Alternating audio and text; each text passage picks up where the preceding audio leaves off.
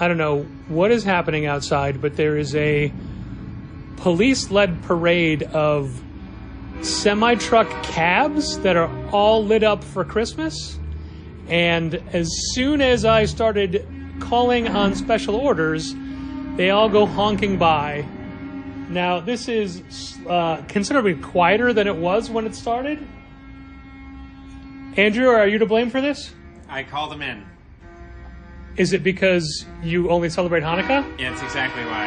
And I wanted the people who got special orders to hear the Christmas cheer in all of the honking when you called them. Yeah, that's all they're going to hear is the honking. Oh, that one is pink. Interesting.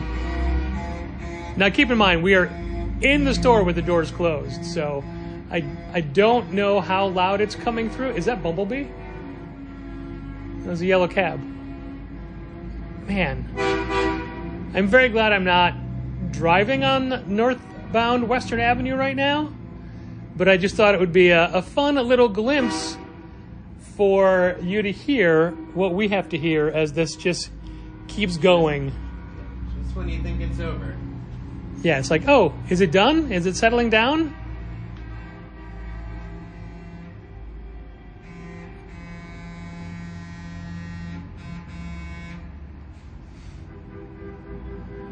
That one's so tall. Look at him. That's a giant fin.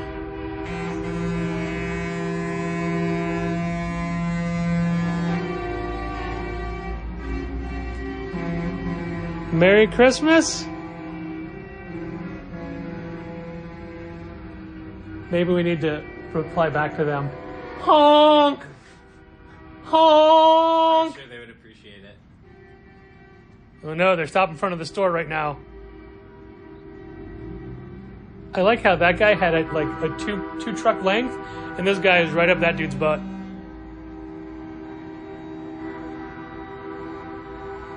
There's got to be some pretty massive lights to decorate with to be able to handle the speeds. There's also a lot of Mexican independence type of decor. And Christian imagery.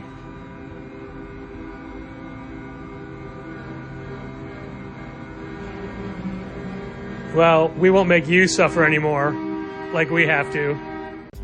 In the Midwest, you know the best is there waiting, so come and join the conversation. Eyes to approve, fan and artist and creator too. This is how the challengers do. What? Keep the conversation moving along. Keep reading comics, keep your local store strong. If it's hard, then it's a job for the challengers. What?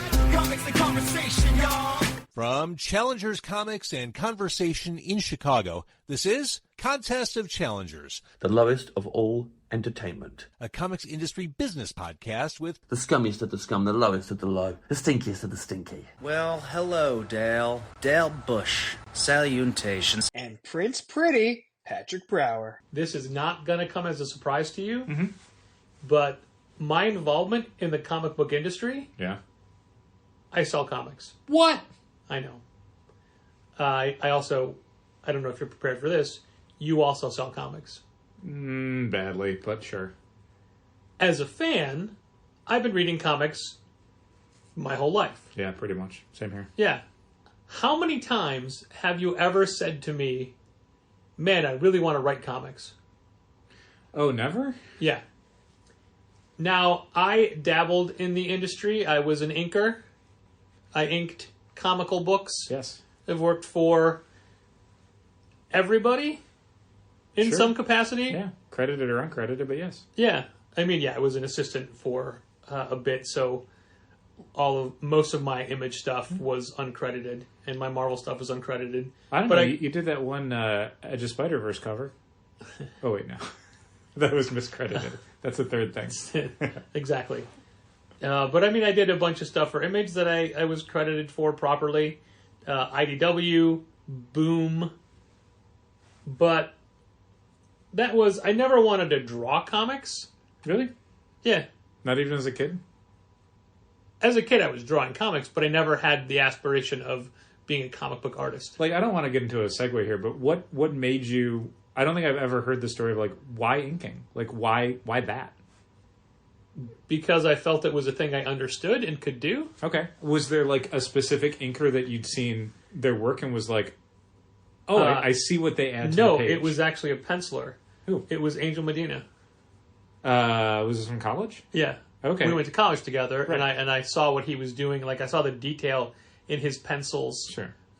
when he was doing Dreadstar. But, like, before he was doing Dreadstar, you were aware of the idea of an inker. Yeah. Like, what an inker did and what their role in the process I want to was. say Joe Sinnott was the first inker I could... I could recognize pencilers really early on. Yeah. But I think Joe Sinnott and then Terry Austin were the first two. I'm like, Terry I Austin's a good recognize one, for sure. that style. Yeah.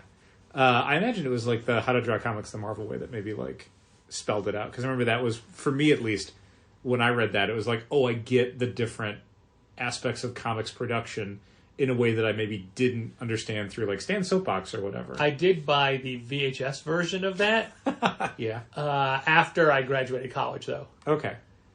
And it was They didn't have that at the rental store that you could just borrow. Yeah, right? It was so, and I mean, I'm like, oh man, this is going to be like life changing. Sure. And God love John Buscema, big John Buscema. Sure. He was so good, but he was so. That's right, Stan. My job is to pencil the image. Like it was. What pretty, do I do with my hands? So for a guy who's so dynamic on the page, and how the point of it is saying like, don't do everything as a straight on panel view, the same height, the same everything. Like you're looking at a window. The video is exactly that. Yeah, I'm sure. So I'm sorry, I do want to keep talking about this because I honestly find it fascinating. So was it like you were never somebody who was like, I'd love to draw Captain America? You immediately, like at a certain age of youth, were like, that's not for me. Do you know how hard it is to do the curves on that shield? It's nuts. And there's 3 circles. Think about the guys who draw all of the chainmail scales. That's okay. How psychotic is that? Yeah, but that's easy. Okay. It's time consuming. But you're not getting out your French curves That's to true. figure out the exact angle of the curve of the where chainmail. the star is on the Sure. And also don't forget, I came up in the era when drawing the chainmail was just like 5 little U's in a row. That. Yeah, that I mean basically. Yeah, I'm not. This is pre John Cassidy. Yeah. I mean, like in the 70s and 80s, it was very like he wears like a leotard at that point. No one really considered it big. They did, Most people didn't draw it. So, for you penciling, Also, what's the point of chainmail that only goes down past your pecs? it's performative. It's not. I mean, it's a super No, soldier, it it's stops fine. knives. It also, Baron Blood could not bite his neck because it's chainmail. Maybe that's it. He's just like, I don't know. Against vampires. What if a bunch of vampires start like Nazi vampires gnawing at my chest? I gotta have something to stop them. So for you, penciling, you're just like, that's not for me. I don't want to do That's that. Or I someone don't think else's I job. can. And so you saw inking, and you're like, that I could do. Like that part of it. Like, was it that it felt like it was within your skill set to learn that, or you were like, I like that process. Both. I understood it. Like when you draw with a pencil, it's a flat 2D image, but an inker makes it a lot more 3-dimensional. Especially then in like the digital Computer, color days. When you understand that line weight shows depth and light source and all that stuff, like that's fast. That's a thing that I never noticed as a kid. Sure. Okay, this is really interesting.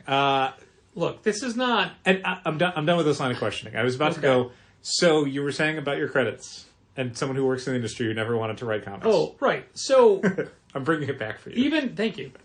Even as somebody who was an inker in the comics, I did not in any way dictate the flow of the story. Right. I would add things. I always added things. I always added like things. background details and stuff. stuff. Because you're at an inking stage, you can't be like, oh, here's an additional guy. I mean, you could remove guys if you were like, I'm not inking that for Jack Kirby because I'm on a deadline, so I'm just going to eliminate these people from the background. But you wouldn't add in like an entire scene. I definitely made it so Devil's Due should have been sued for their misplaced. Remember Viper Comics? Dead at 17? Yes. There was a Misplaced, which was a Josh Blaylock Devil's Due book, and then Dead at 17 crossover. And Josh was a big fan of the band Horror Pops, so he gave the Misplaced character a Horror Pops t-shirt. I'm like, Well, great. The Dead at 7 Hidden character is wearing a Kiss shirt for the entire book. Ooh, Kiss. So, Famously non-litigious. you know, those great avatars. Uh-huh, uh-huh. So I drew a Kiss logo on her shirt in every panel. Whoops. And I had to make sure I got the dimensionality of that right. Uh-huh. Like if she's turned on a profile. You spent time on it. Yeah. Well, you wanted the best. That's right. So yeah, not realizing how, that could have been real bad. Did you also toss in a little joke at Bob Harris's expense when he got fired from Marvel? I did not. So anyway, like I would do things. I would like maybe when I was working on Altered Image, I did. That was the name of it, right? Altered Image. Yeah. I would add stuff in the chains. Okay. Just so I could be able to say, like, I did that. That's good. Sure. But never, and now 7 minutes and 30 seconds later, as we get to my point, never would I tell a writer how to write. Correct. Specifically, as a comic book retailer, I would never tell someone how to write a book. I would say, I don't like this. Sure. I say that a lot. I would say, it's not for me. Sure. But I would never tell Jerry Dugan, Sure. Zeb Wells, how to write their characters, J. Michael Straczynski. I would never say, no, you're not writing Spider-Man, Zeb Wells. You're writing Zeb Wells with spider powers. Because I also have never seen it that way. Yeah, it's really weird to say. I mean, there's been plenty of... Like, I think every comic reader, especially if you started at a very young age, on North American superhero comics, reaches a point where they realize that there isn't, like, a ideal version of a character, that it's always according to who's writing the book. Like, you stop seeing it as, for me, Kyle Rayner, and then you start saying, like, no, Kyle Rayner isn't, like... That's Ron Mars writing Kyle Rayner. Someone else is going to write Kyle Rayner a different way. And that becomes then your way of understanding, like, oh, these are stories that people are telling rather than, like, narratives that are being pulled out of the ether and transcribed. I'm sorry, the entire Marvel Universe is that. Sure. Yeah, just ask Graham Morrison. Or anybody who worked in the bullpen in the 70s. Ramirez Raiders. Or the Immortal Thor. Sure. Are you current with Immortal Thor? I think so. Okay. It looks like Dario Minotaur guy. Dario Agger. Yeah. I always want to say Argento, but that's an actual person. Yes. He's running Marvel Comics. Oh, okay. Do you remember that? I remember the end of the book, but I guess I've forgotten. It was a giant Minotaur in... I remember the end of the book. I just, I'd forgotten that he was... Sorry, spoilers. Whoops. Is it a spoiler? It's a book that came out a few weeks ago that not as many people read as I would have thought. Yeah, it's real good, though. It is. We still got a bunch of copies of issue 3 and 4. And let's not forget, I personally have played Jerry Dugan at a convention. Yes. So if anyone... You answered questions as Jerry Dugan. If anyone is qualified to say how Jerry Dugan thinks, it's me. As a Jerry Dugan proxy. And as someone who reads and enjoys Invincible Iron Man, I have never felt like I was writing that book. No. Because I'm not. No. But also because it's not me, or I guess Jerry Dugan, as Tony Stark. Correct. I'm reading a story about Tony Stark. Yeah, written by Jerry Dugan. Yeah. Well, I assume you know what this whole thing has been leading towards. Is it that guy screaming about comic books on the internet? Yeah. Okay. This is a guy, there's a retailer who owns a store out in Massachusetts who had, longtime listeners of this podcast may remember us talking about him years ago because he had, maybe still has, a YouTube channel and would do like a weekly, like hour-long video of the store, and it's just like talking to customers and how they come in, and that's neat. Yeah, but I mean, I never watched it. It's a very the idea is neat. You saw clips. Sure, but I've never sat down and watched like an hour-long episode. You wouldn't, no. Because you would hate yourself. And the irony, and I don't want. I feel like I'm already giving this guy too much bandwidth by talking about it. But the irony, and let's face it, there are comic stores out there that are every shape, size, and variety, and some are actually called Variety. Yeah, and let's just say that his store is very much like a Variety. Okay. But the name is called Comic Book Palace. Okay. It's not a palace.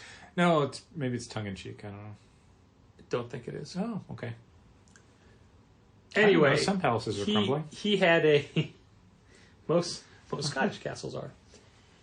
He had a clip of a video. You know what? He must still do his YouTube show, because someone probably just took that 1 minute clip of him saying that today's writers don't know how to write comics because they're writing them as themselves and no one cares about that. And that went crazy viral, and a lot of support behind it, including from named and bigger named comic creators were rallying around him. Weird. So much so that Mark Miller had him as the guest on the Miller podcast this week. Wow. Yeah. Huh. And this guy is also being championed by, any guesses? Not a person, an organization. Oh, Comicsgate? Yeah. Those guys? Oh, okay. They're still around? I guess. Wow. All right. Luckily, it's not a thing that we're confronted with often. Thankfully. Luckily for you, especially because you're so goddamn woke. Yes. It's been said. I so badly want to give Andrew credit for the quote he had about this guy we're talking about. Yeah. But I think it's unfair to... I don't know that he wanted that quote to be public. Okay. But it was a very good quote. Okay. What a tease! Anyway, look, here's the point. I think there's a lot of bad comics on the market right now. Yes. I think there's a lot of good comics. I think Yes. there's some really great comics. I read some previews of a really good comic book this week. Ooh, I can't wait to hear what it is. I wonder if I read it as well. Probably didn't. Probably didn't. I do think there are too many comics being published, and I think there's too many bad comics being published. But there's a lot of bad in my opinion, bad comics being published that Challengers doesn't carry. Sure. And I mean, that's the solution to a lot of the industry's making too much stuff. We've talked about it before as being a real difficult thing for us on a manpower basis, where it takes so long to order from catalogs and deal with checking and stuff when it's so many covers and so many comics. But a lot of that stuff is just special order only for us. We are being a lot more selective about the things that hit our shelves. Oh, yes. Because again, every episode of this podcast, we've ended up talking about kind of the mechanics and the math behind carrying new comics and how unforgiving it can be. And that means that if something doesn't seem like it's going to be sell really well, or, and this is more important, sell really fast, it's probably just a book we're going to skip then in favor of other stuff that will sell faster or in higher quantities. We're not in a healthy enough market to just carry everything that comes out just to see if it'll go or see if it has an audience. We had someone who's in this week, nice guy, bought a bunch of stuff, asked us a couple times about Walking Dead Deluxe, and we're like, I'm sorry, we don't carry that for the shelf. And he was really kind of mystified by that, as though it's Walking Dead, how could you not carry that? And I'm thinking, well, it's a Walking Dead reprint book, and we already have all those issues of Walking Dead, and we specifically stopped carrying the deluxe editions for the shelf because they stopped selling off the shelf. Yeah. And they come out twice a month. And when you're carrying something that comes out twice a month and it stops selling, very quickly you need to say, I'm not carrying that for the shelf, or you're going to find yourself drowning in copies. We already had, I think twice we got doubled up because of the transition between Diamond and Lunar for Image books. Correct. Because of FOC dates and things like that. Uh-huh. There was an Image book that came out this week, a brand new #1, that by all intents and purposes is a book that people like. We had 0 pre-orders for it. Yep. And we said, no, we're going to pass. And we didn't carry it. Yeah. And we had a subscriber ask about it on a Wednesday. Mm-hmm. And then we had somebody call up and ask about it today. Right. And no, we just didn't carry it. No. And there was another one that we did end up carrying. Oh, but also, and when we offered to get one for the subscriber, they passed because they just wanted to look through it. Sure. I mean, maybe would have bought it, but they wanted to see maybe it not. first. And I get it. That's one copy. And, yeah, I totally get it. And then the person on the phone didn't bat an eye when I said, no, we didn't carry that. Yeah. But there's another book that came out from Image this week that we actually did do okay with. It was Bloodrick #1 that we, I think, on initial order did not have anyone down for, and we decided not to carry it. And then on FOC, we actually had someone down for it. And I'd read the preview and thought, maybe we can do something with this. And I think we probably sold out by now. Like, we didn't order a ton of copies because this was not a book that had multiple people even asking for it. One person. And I guarantee you by issue 3 we're shelf only or club only. Or, Sure. You know. Well, good news, it's Yeah. a 3-issue series. Oh, excellent. There you go. It's even less of a reason to... I don't like 3-issue series. I get it. That's all the distillery stuff, though. Yeah. But also, like, Somna's going to be great in a hardcover. It is. And honestly, I think the first issue at least was returnable. So it was easier for us to take an aggressive stance on it, which, as it turns out, probably was going to be a lot of copies sent back because we pushed it like crazy and we've tried to put it in people's hands and we've had it on the shelf. Did you see me? Did you see me try to hand sell it Wednesday night? Yeah. And it was 2 friends who were in, and I was grabbing it the first one. They're like, "Oh my god, that's perfect for her." Mm-hmm. So I went over and like, here, and I put it in their hand. I'm like, flip through, so great. And they look through and they go, "Wow, this is totally for me." Right back on the shelf. Yep.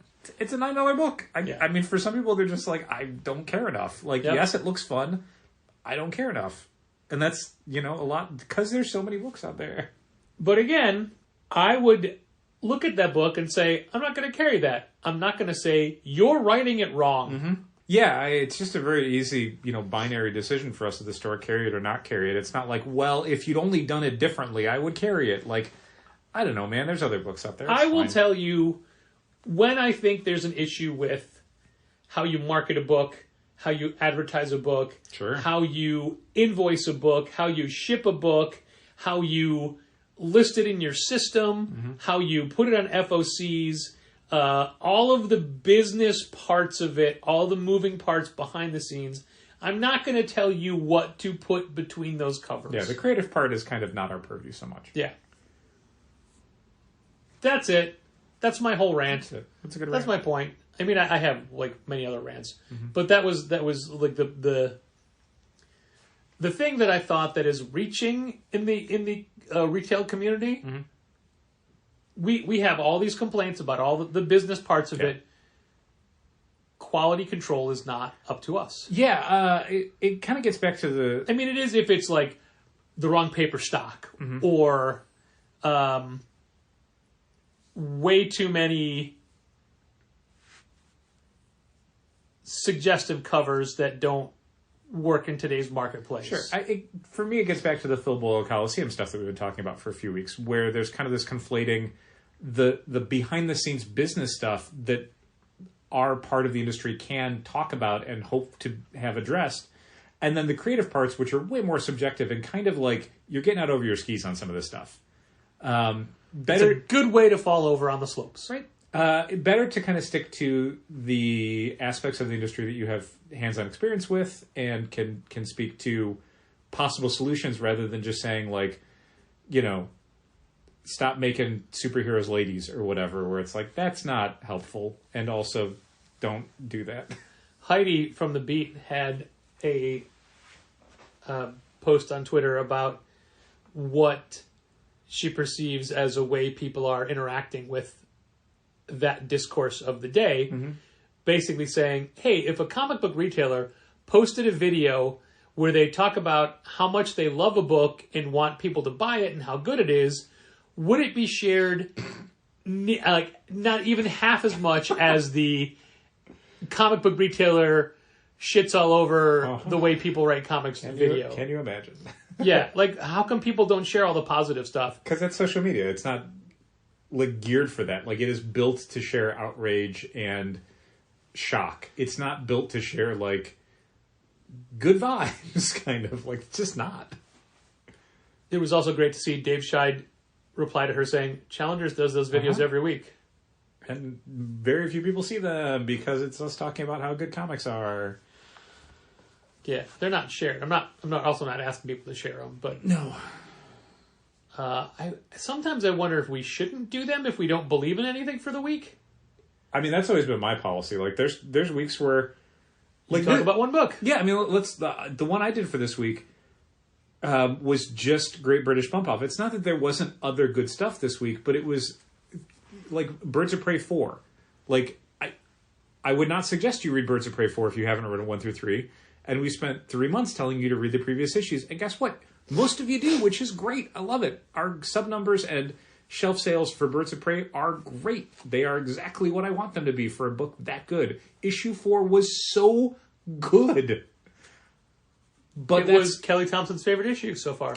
Leonardo Romero and Jordi Belair are doing amazing work. And if there's one monthly superhero comic that I want to get the deluxe edition treatment when it's collected, it's this Birds of Prey arc. Like, I want it on as glossy and large a paper format as possible. And they're never going to do it. It's going to be soft cover. Yeah, no, it'll probably be a hardcover. No, because it's only a $3.99 book. It's on the cheaper paper. But they do a lot of their superhero graphic novels. Okay. As like, I mean, it could, it might not. I don't know. I will. I'm not betting on it. I don't know what they're going to do. I will bet you. I'm not betting on it. But like, if they do multiple arcs, I will bet you 2 mustaches. I'm not doing any bets. If they do multiple arcs and they can keep this creative team together, I would love to see them do essentially like the deluxe editions they used to do for some of like the Rebirth stuff, where they take the first year of stories and go, boom, here's a larger hardcover. Oh my god, I'd eat that up.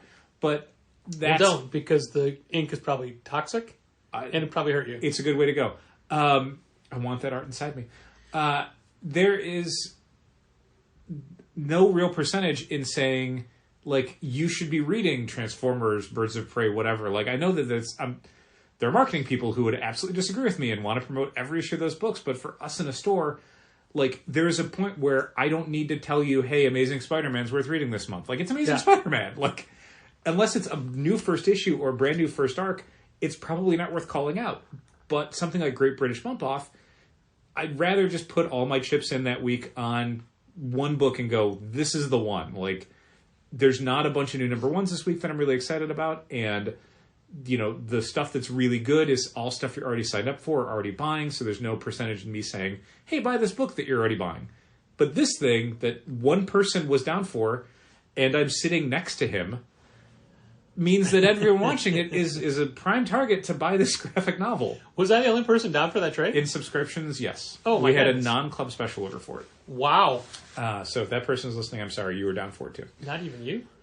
I am maybe holding out for a bigger, better version, but if not, I will probably just buy it at some point. Well, let's transition this into talking about Pine and Merrimac. Yeah, which was really good. I read that first issue. Pine and Merrimac #1. It's a new Boom Studios noir title. One of the 2 promo PDFs I read this week. Okay. And it is it's drawn by Fran Galan. Yep.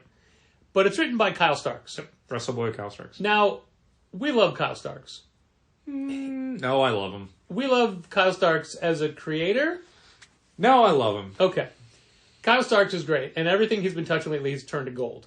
But that doesn't mean, like, his name on a book means, yeah, I want to read it right now. But Yeah, I'm not going to, that doesn't mean I'm going to like it. I just consistently do. But, so, okay, you and I read Pine and Merrimac #1. Yes. Quick pitch. It is a former homicide detective who really hates murder.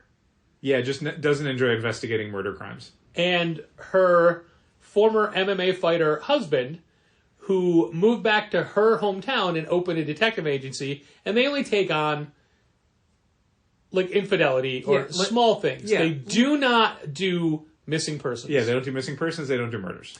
But, to quote Kyle Starks, they take a case they shouldn't take, they start pulling strings they shouldn't pull, and things go bad. Yeah. And every issue is going to escalate the danger. And I think it's only a 4-issue series, so it's not a huge buy-in. It's not going to take you forever. To start.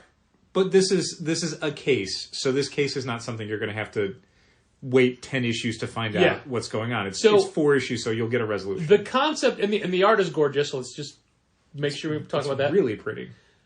This is a book that is tailor-made for me as a reader because I love crime noir. Yeah, and small-town mysteries are usually like a fun way into that stuff because it's like quirky communities, and the stakes start lower but then definitely get weirder. If anyone read the Kelly Thompson, Nancy Drew book, I think it's not doing the same thing because obviously these are adult characters who are in a committed married relationship versus like college students. But like it's got that same, it seems like a small investigation, but then it gets weirder and bigger. So I will say that I don't think any of the covers I've seen really capture what the book is about. Okay. And like a good Ellery Queen pulpy mystery type poster book cover. It's weird because tonally, like, you see Kyle Starks and it's like, this is not a comedy. Right. Like, this is his last major books, save for Marvel Unleashed, weren't comedies. Peacemaker? That's fair. His last creator-owned books, let me say. Right. Even though I Hate This Place was nominated for Best Humor Comedy. Yeah, I mean, like, this is less of an overt comedy than even I Hate This Place, where, like, again, there's sort of jokes and there's some lightness to it, but it really is kind of a husband and wife mystery series. Heart to heart. Sure, yeah, basically. Which, for the record, no one has used that as a comp. Let me use the industry term, comp. I'll make anyone's going too fast. Now, when people say comps in the comics industry, I always used to assume it would be what they got, like their copies of a book. Yeah. But now it means comparisons. Correct. And comps is what things are likened to. So Boom has been likening Pine and Merrimack as a cross between Vertigo from Alfred Hitchcock's Hitchcock and Twin Peaks. Vertigo meets Twin Peaks. Okay. Right? That's what Boom has been saying. So in the Boom email today, it's Philadelphia meets I Hate This Place. Now, I've never read Philadelphia, so I don't know anything about it.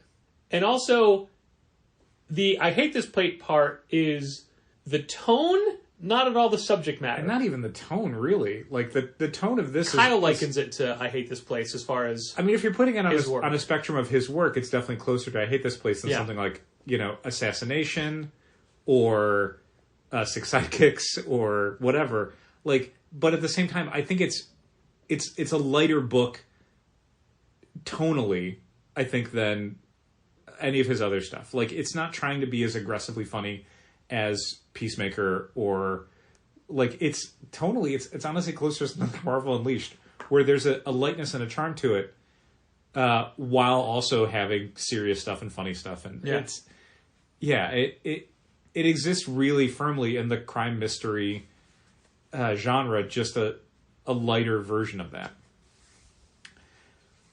It's basically the sort of show that would be on like USA or something. Yeah. It's that kind of comfort TV almost version of a comic book mystery. So me bringing up Pine and Merrimack was twofold. One, to point it out to people, even though by the time they hear this, it's too late to add it. You can ask us to add it because we're going to order a bunch for the shelf. That's true. And also, if you listen to this on a Saturday night, or I guess what? When would you do Boom FOCs? Monday. So there's the slightest chance people could get their orders in still. Yeah.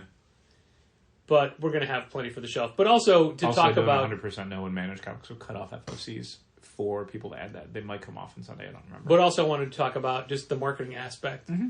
Yeah. And I do know that Boom has a very extensive marketing department. Yeah, I would say this is a weird one to try and do a comparison to, because it's... there's kind of TV and movie stuff you could maybe compare it to. Yeah. Veronica Mars, basically. Vertigo and Twin Peaks, movie and TV. The Twin Peaks thing is real tricky for me. I don't know about Twin Peaks. I mean, maybe they know something I don't about. Yeah, and that's what makes me wonder if that's the case by the time you get to the end of it. There's a thing in the end of issue one where I can like sort of... cinnamon festival. I mean, I can sort of almost say like a True Detective sort of thing maybe going on. But there aren't a lot of comics like this because most people are not aiming for this sort of genre and tone. The people who do crime mystery stuff, even at Boom, like Slow Burn is a very like dark, gritty, heist gone wrong crime story. A lot of people are aiming for that Brubaker Phillips part of the genre. And it's like, you could do stuff that's maybe not that, but then that leaves you with not a lot to compare it to when you're trying to promote a book using other comic books. Because the other stuff that you look at in the crime mystery section, it's like, the hit books in that sense, it's not really like Parker or Good Asian or Stray Bullets or, it's not really those things. It's not trying to be. But I liked it a lot. I thought it was very good. Hey, you just said Brubaker and Phillips. That's going to transition into a wonderful, wonderful happening in the comics industry. So this very week, Where the Body Was comes out, which is the new standalone, completely original graphic novel written by Ed Brubaker, drawn by Sean Phillips, colored by Jacob Phillips. And it is another... Same team that's been doing like the Reckless books and did Night Fever and all that stuff. And this is a murder as seen through the eyes of like 12 different witnesses. And each one of the witnesses has a different take on it, what have you. Yeah, like a body is found on like a residential street. Yeah. And so we get into like who are the neighbors and who could have done it and who saw what. So since they started doing Reckless books, I want to say they didn't do it with Pulp, but with Reckless, they started offering signed book plates, signed by Ed Brubaker and Sean Phillips, to retailers at a cost if you order X amount of the book. So, like, basically, if you order 20 copies of the book, you get 20 book plates. Yeah, you can order one bundle of 20 book plates. So everything that you're going to be ordering, if you want to qualify for them, needs to be in increments multiples of 20. Yeah. So if you order 20 books, you get 20 book plates. If you order 30 books, you get 20 book plates. If you order 50 books, you get 40 book plates. And again, we pay for these, so you're not getting them. You can choose to order them because you can also choose not to order them if you feel like, for whatever reason, there's no value in a signed book plate from Ed Brubaker and Sean Phillips. They've been doing this for all 5 Recklesses. Recluse. And Night Fever. And I guess they're going to do it for this book. Only here's the thing. They're not out yet. Yeah. The books, we literally have the books. Books are checked in. We'll have the books on sale on its on sale date. But the book plates that we ordered alongside them at FOC, not ready yet. Initially, we saw the number that we were getting for the book plates on this week's invoice, and it was off by an increment of 20. Yep. And then we got notice that, like, oh no, we're shipping them in waves. We don't have enough to go out. Fine. Sure, it happens. Yet when checking in the books today, the book plates that were listed on the invoice were crossed off with a marker. Yep. And we got no book plates. Sometimes happens where we've had plenty of times where we've had back stock items ordered from Lunar and they put them on our invoice, and then when we get the packing slip, it's been markered off on the packing slip to say, basically, no, you're not getting this. Yeah. And then it's then deducted from the invoice. They do correct it. We're never like billed for something and then they cross it off and then we have to contact them about it. It's always taken care of. Yeah. They're not charging us for it, Right. but they're not giving it to us. Correct. In those instances, sometimes it could be 5 weeks in a row of that book being crossed off. Yes. So Dal decided to email to ask, hey, what's up? Yeah, because while we internally have a solution for like how we can go forward with this, we would like to be able to tell people, are we going to be getting them? And if so, or when? And if so, when could we be getting them? Because your email was real good with the whole, like... It was mean. I was upset. Yeah. But I honestly think like it didn't come off as upset as you thought it was, but basically like, hey, you're making us let our customers down. Yeah, I mean, there's basically a very specific tone to it. I'm never going to swear at someone. I'm never going to like openly like berate someone on a service email address because they're not responsible for this. I don't know who made this decision. I don't know what the problem is. So the point of your email was to say, hey, we didn't get these and it's very disappointing and we need to know when we're going to get them. And the answer was basically when we get them. Yep, soon. They don't have them yet. Okay, great, thanks. And they don't know when they're going to get them. So while they're on the invoice also for next week, yeah, that's a shrug. That's a shrug noise. So it's a giant pain in the ass for us to have to keep track of every copy we sell to see those people who should get a signed book plate. We're basically going to have to print out a sheet that we write everyone's name down on. So when the book plates do arrive, everyone who bought them in the order that they bought them in gets a book plate, because I don't know if we're going to have enough for every book that we sell. Currently, the amount of book plates they're telling us we're going to have is a non-100% amount of how many hardcovers we have. Yeah. Maybe we get to 100%. Maybe, again, they're in waves. That's fine. But planning for that, I wouldn't do. I'd plan for we're only going to get the amount that they're initially telling us. And so those people need to be prioritized instead of putting them with whatever books we have left over in 2 weeks and then just having a bunch of extra book plates, which sucks.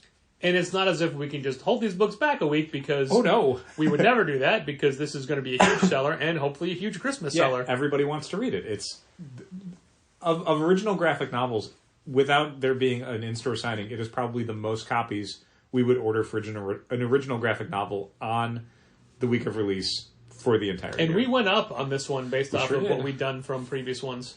To get more book plates. Yeah, literally to get more book plates. Honest to God. Patrick that's why was we did like, it. bump it to this number so we can get more book plates. And I went, okay. And then they went, no book plates for you this week. Yep. Oh, okay.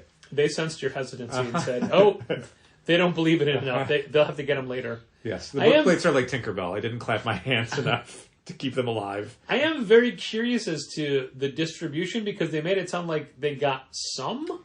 Yeah, I don't want to...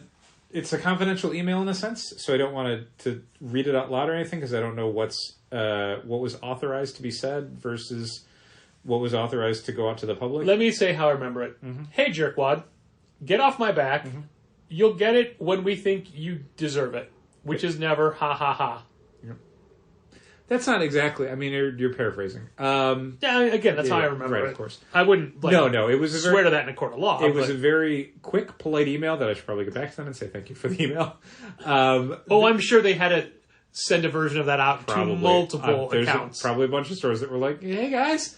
Some level of nervous and angry and somewhere in between. But basically, it seemed like it was a problem with what they got in, and needing to correct that is going to take a little bit of time, and then that will then trickle down to stores. So I'm sure that they want them out the door as fast as possible. They don't like angry customers any more than we do. Makes me wonder if Diamond got any. I wonder. I don't know. It is, as somebody who is part of a store that has switched over their distribution of Marvel books from Diamond to Penguin Random House, it is always a little...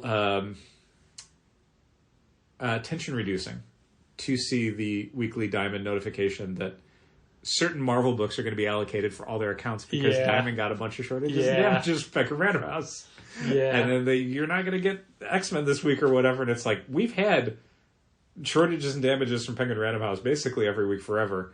But rarely is it, a huge chunk of our weekly shipment, and it seems like it's a thing for Diamond fairly regularly, and that sort of sucks. I don't think you got this email from Lunar. It looked like it came just to me, but there's a quick survey. No, I got that one.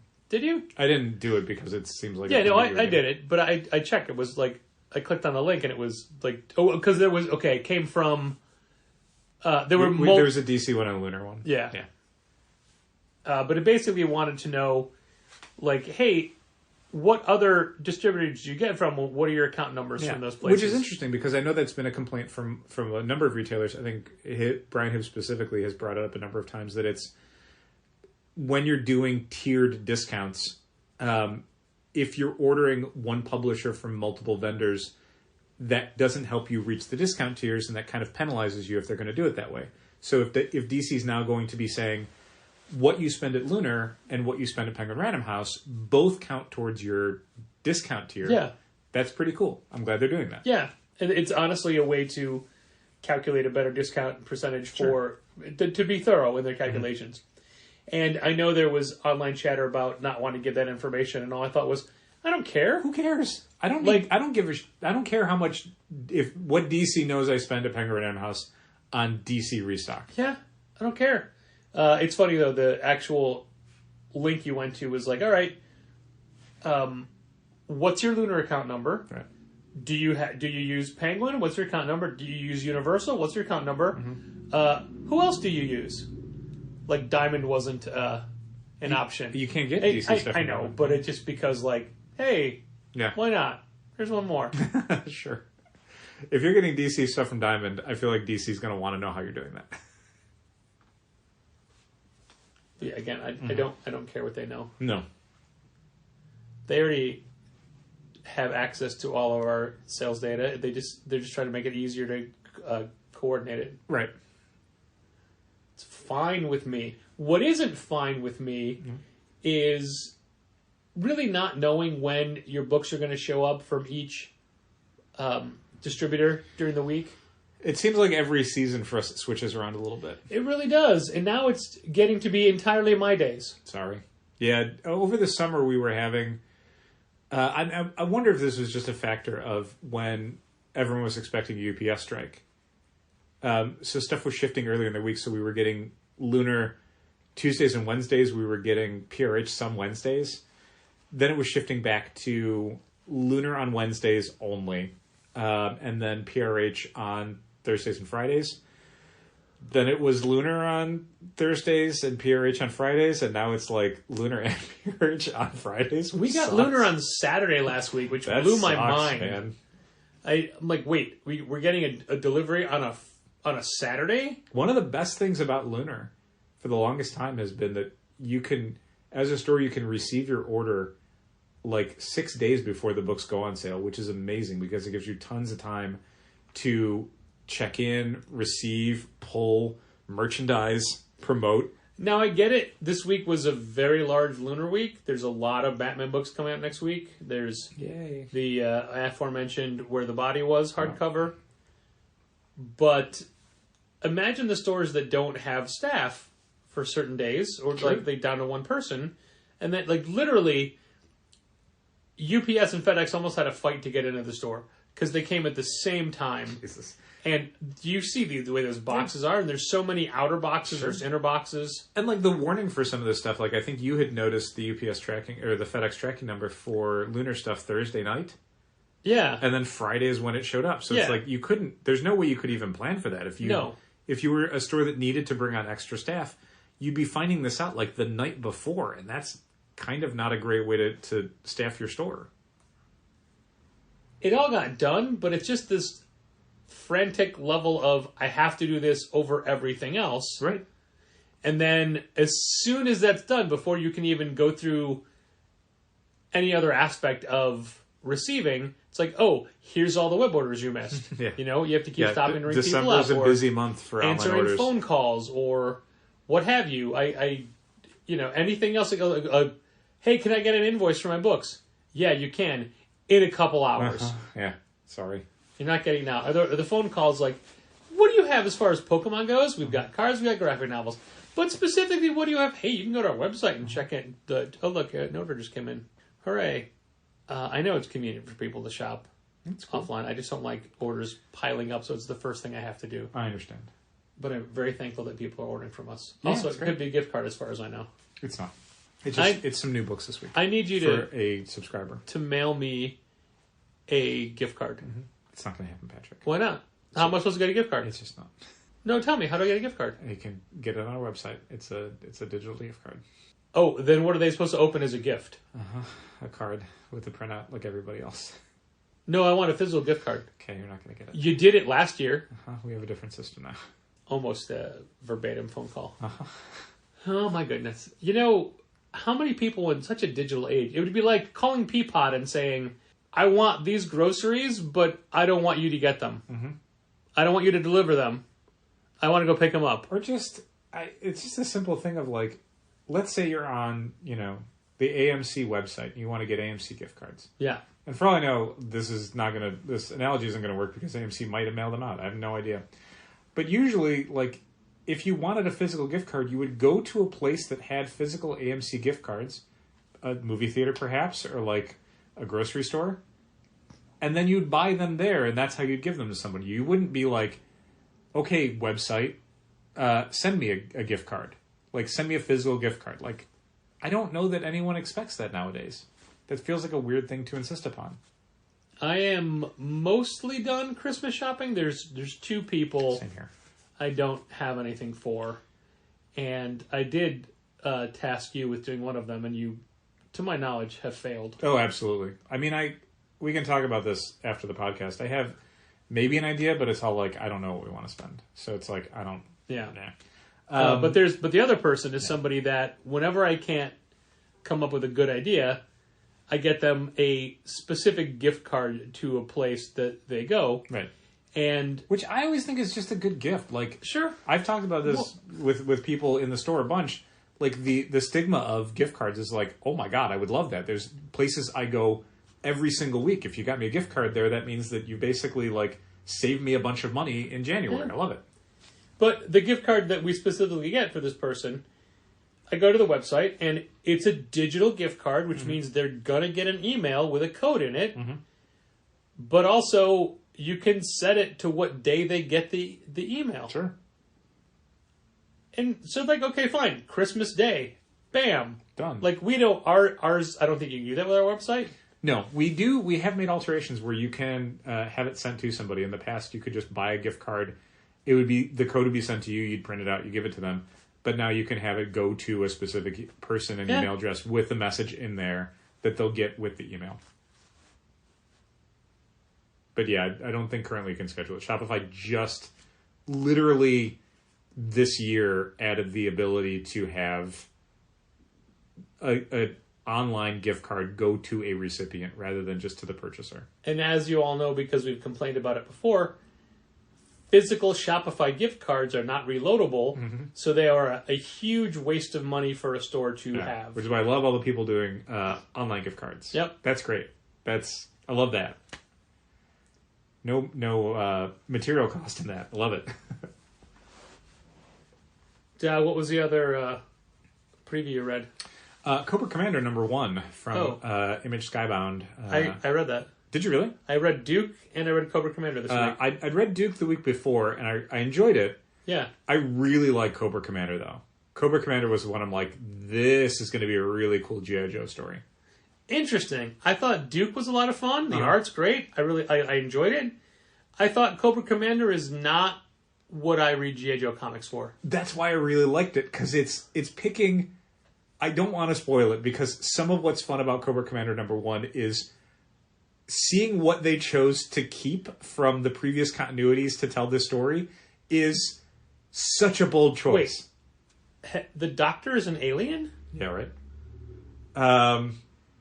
Yeah, I don't know if this is going to be super divisive or not. I don't know.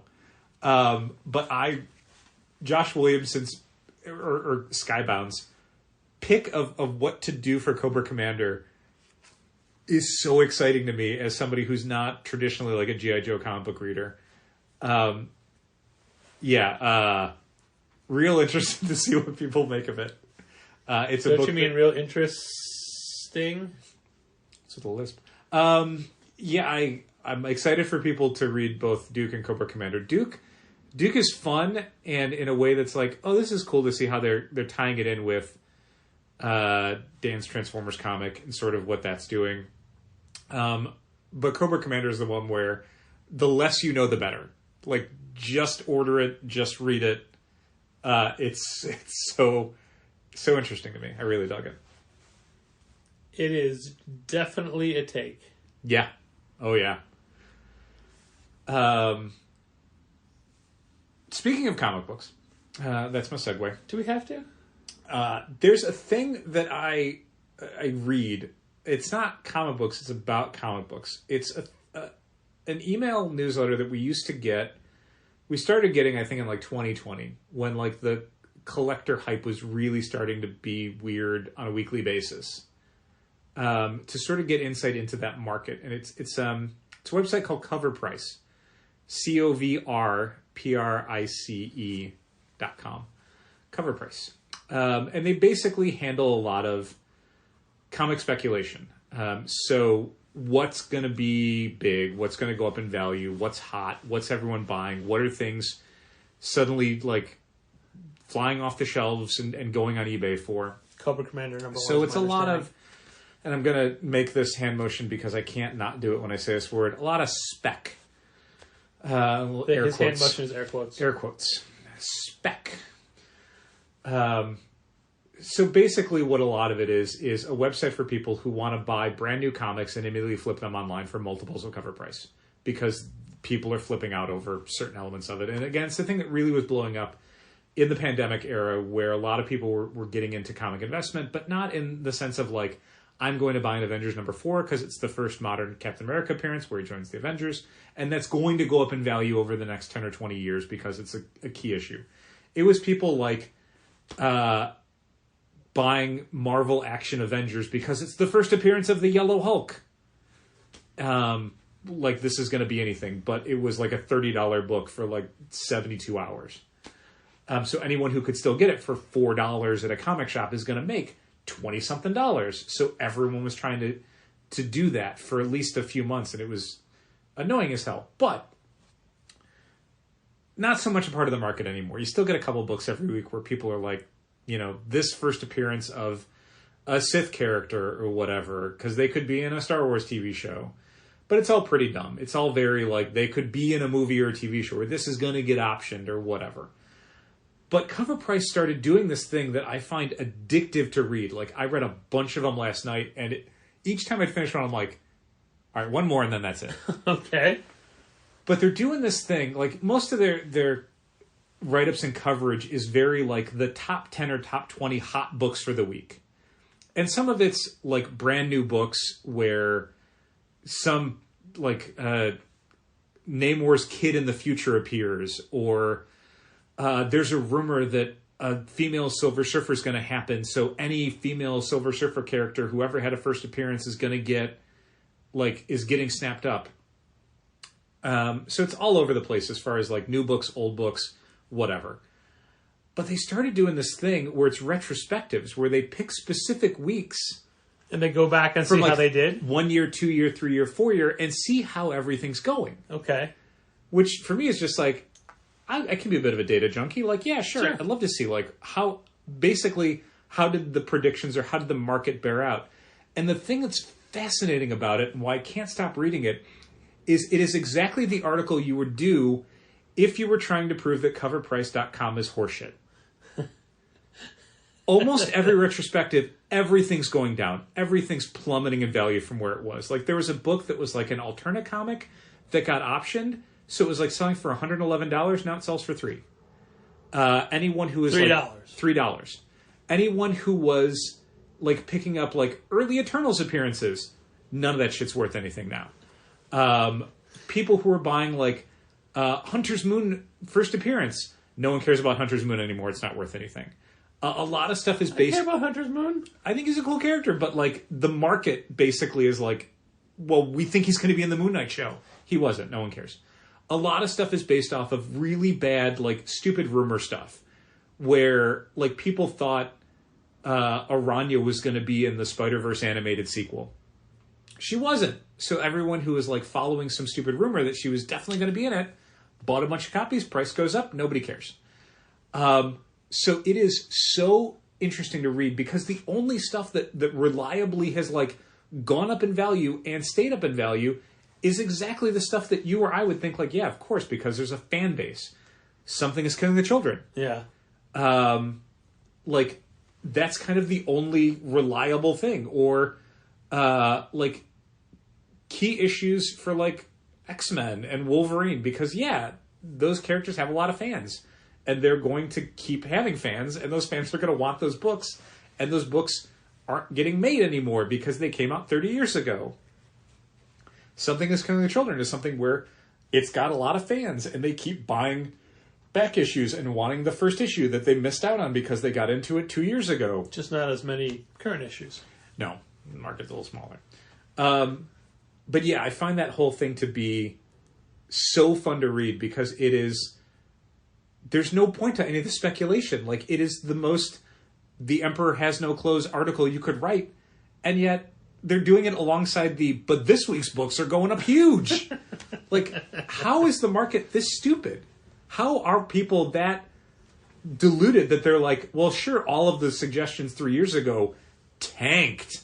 But, you know, that's because there was a pandemic. But this week, they're all going to pay off. Like, I'm assuming this is a free website, not a paid. Yeah, if you go to CovrPrice.com and click on CP content. That's all of their like articles and stuff. I was going to make a joke when you had said about their coverage. I was going to say that it's coverage. but I didn't want to derail your train of thought, so I let it go until the end. That. Thank you, I saved it Patrick. to the end. Thank you. It's a good drop in. Thanks. So yeah, that was the thing that I've been sort of fascinated with this week, and in a way that I just keep going back and reading the old articles. I'm back to like they do it like once a week or maybe once every couple weeks, and I was back to like September of this year. I'm like, I gotta keep reading these. That's the opposite of Bleeding Cool, that they constantly remind you of a story that they broke or they said, or we said it was going to be worth blah, blah, blah, and look how people cared about it, and that's the thing. I mean, it's just so many books that are just like worth pennies on the dollar because of stupid rumors that didn't come true, or people who bought in advance of movies and TV shows coming out, and guess what? The movies and TV shows did fine, but it didn't make anyone care about the comics. Because most of it doesn't. Because there's a ton of TVs and movies now. It doesn't matter. Yeah, ridiculous stuff. Random Star Wars comics that introduced 4 new characters. And I'm looking at these names. I'm like, okay, but who cares? And the answer was no one, it turned out. Well, you know, when they first introduced Jabba the Hutt, that was a big deal. Because he'd never been seen anywhere before. Han, my boy. Down on my drive here to the podcast auditorium tonight, I suddenly remembered that we were going to be doing web sales. We still can. But it's... We would just need to figure out what they are, and then what we're going to do them in. And I just assume it was a case of me completely forgetting, Probably. and then you saying, well, he didn't bring it up again, so I guess he doesn't care. Pretty much that, yeah. You have to know I'm going to forget everything. We can start them. I'm going to forget We can how start to... them whenever. And honestly, it's just we just need to sit down and make a quick list of like what categories. Yeah. What is the discount? The end. That's it. Were they going to be... Because I don't remember. Forget about what they were going to be. Okay. We can just start from scratch. Per day, per couple days? Like, if we're doing action figures on sale... So, what do you want them to a be? quick anecdote. A couple weeks ago, I decided that I wanted to go through all of our Marvel Legends and keep them at a consistent price. Okay.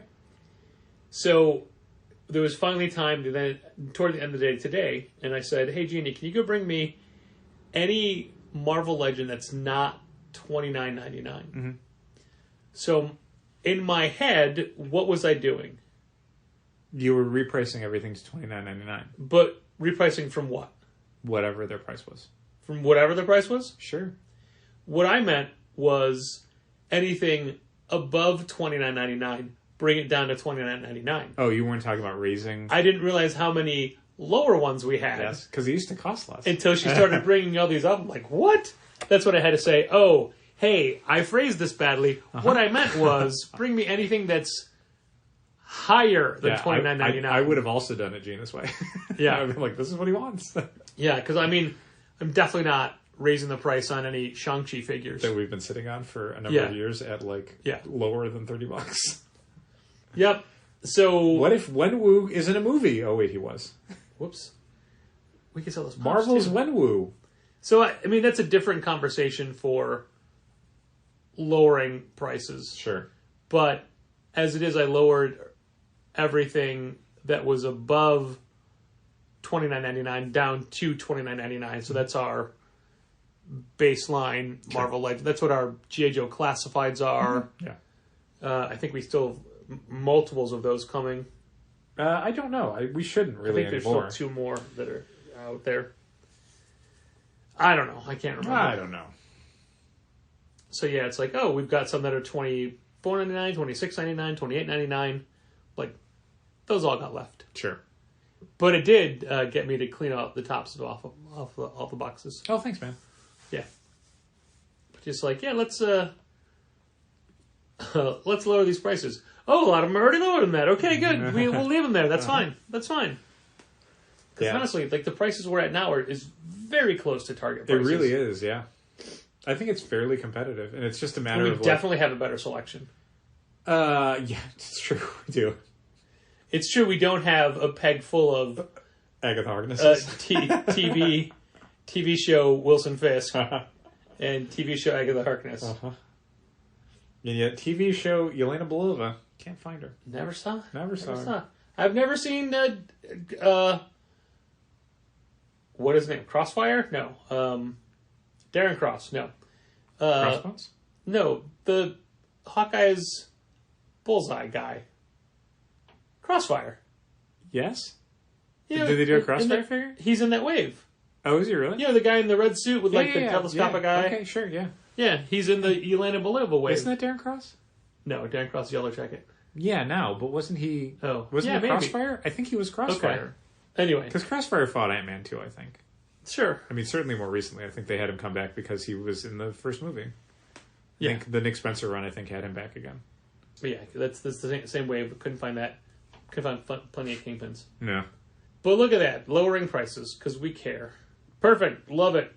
Thanks for listening. Keep reading comics. This has been Contest of Challengers. Thanks for listening. Keep reading comics. Challengers is located at 1845 Northwestern Avenue in the Bucktown neighborhood of Chicago. 773-278-0155.